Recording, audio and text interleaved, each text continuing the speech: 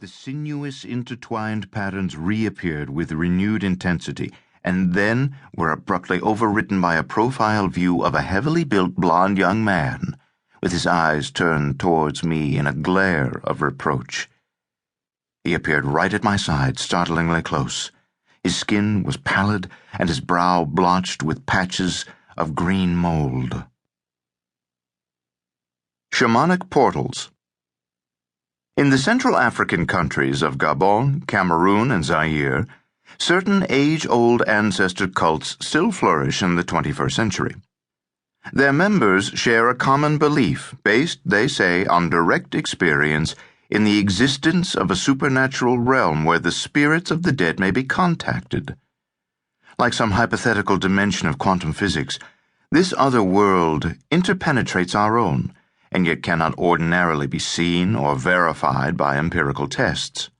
It is therefore a matter of great interest, with highly suggestive research implications, that tribal shamans claim to have mastered a means through the consumption of a poisonous shrub known locally as iboka or iboga, by which humans may reach the other world and return alive.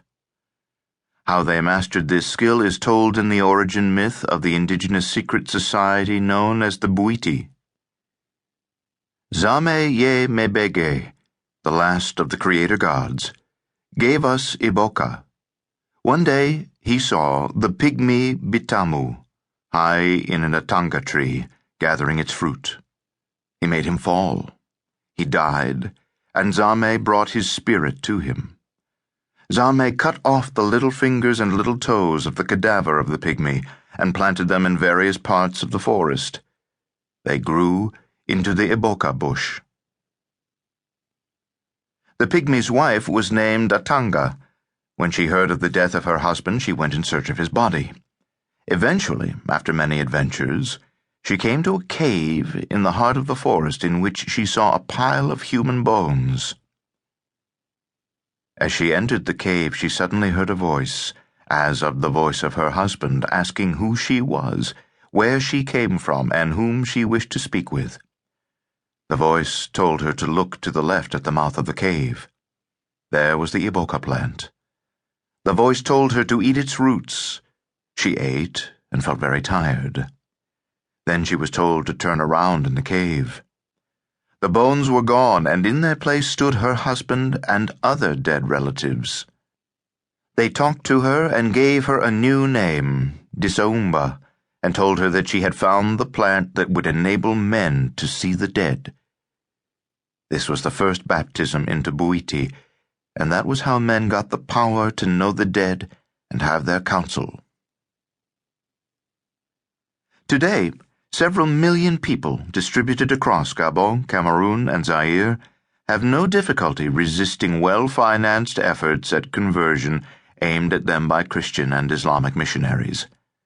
Their allegiance instead is to the Bwiti, into which they have been initiated by consuming huge amounts of Iboka root bark shavings and experiencing a journey into supernatural realms. Iboka, also known as Iboga, the pronunciation that I will use from now on, is classified scientifically as Tabernantha iboga and is a member of the Apocynaceae dogbane family. Its root bark turns out to be very special, as the myth of the pygmy asserts, and contains more than a dozen unusual chemicals belonging to a class known as the indole alkaloids. One of them, ibogaine, is the potent hallucinogen responsible for the convincing and life-changing visions experienced by Bwiti initiates, notably encounters with supernatural beings and encounters with the spirits of the dead.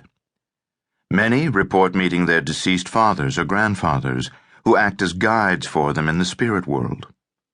However, the bark must be eaten in toxic quantities if the visionary state is to be attained, and initiates confront an ever-present risk of fatal overdose as they seek out their ancestors. Iboga root bark and ibogaine hydrochloride, the pure extract of the psychoactive alkaloid, are both illegal drugs in the United States. They are classed under Schedule 1 alongside other major hallucinogens such as LSD and